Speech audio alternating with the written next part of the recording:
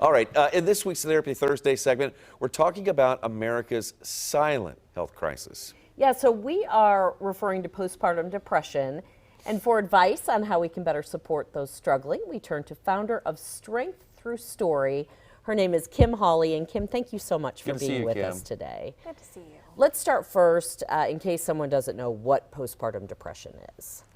So postpartum depression is a perinatal mood and anxiety disorder. It's something that moms and parents can experience after having a baby. It can last up to the first year postpartum, but it can also last after that if untreated. Wow. And I understand that it's untreated. There's a lot of not enough treatment out there. Why is that? So for a couple different reasons, it's hard to, there's so much stigma around mental health in the first place. Yeah. And then when it comes to a mom, bringing her baby home, everyone's supposed to be happy and having the best time ever. And sometimes moms feel anxious and sad. And so part of that problem is reaching out for support. And part of it is that there aren't enough providers yet. So really trying to get some information out there to providers on how do you provide this very specific kind of therapy and support. And can it be different with each pregnancy? Like maybe one pregnancy you suffer from postpartum depression and then the next one you don't? Or is it once you've dealt with that, that's kind of going to be the sequence of events for future pregnancies? So it is certainly a risk factor if you've had postpartum depression before or postpartum anxiety before. It is a risk factor. You could have it again, but you also might not. It depends. Every baby is different, every mom is different, every experience is different.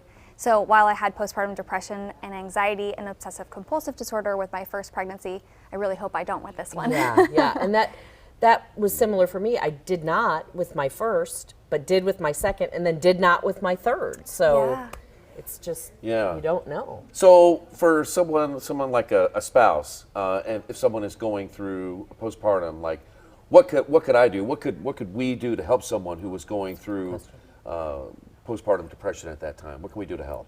Sure. So one thing you can definitely do is notice. Notice, is the mom looking a little bit weepy? Is she going through something that's significant? Bringing those things up to her in a really kind and compassionate way, showing her you're there to listen.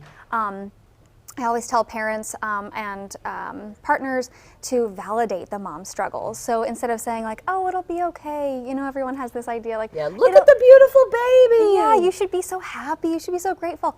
And we are happy and we are grateful, but just being there to be very compassionate and listen. Oftentimes, of course, we hear about this talked about with women. Does it affect men as well? It sure does. It affects all kinds of people. It affects men, it affects partners, and we don't think about them, as much because we think like, oh, maybe they don't experience the birthing process the same way, or they don't experience these things the same way. But men and partners do experience them. Sometimes these can show up in different symptoms, like, maybe instead of being really weepy, men can be really quick to anger, or they can be withdrawn. And so or they might not have any signs at all, but just know that they deserve support just as much as everybody else. Yeah. Kim, where can more people get some information on this topic? Where can they go? Sure. So I'm giving a seminar today for Metro Health KC. So you can still register. It's at 3:30 today. Okay. I'll be talking about perinatal mental health. And you go to mentalhealthkc.org to register. And then also there are postpartum support international coordinators across Kansas and Missouri. I'm the statewide coordinator for Missouri. You can go to postpartum.net and find a coordinator who can talk to you and also provide therapy, therapists and psychiatrists and doulas and lactation, all kinds of great resources. Get you on the right track. They really can. All right, and her baby's due on my birthday. Yay! And we have the same name. What a coincidence. We're new best friends. Thanks a lot, Kim. Thank you, Kim.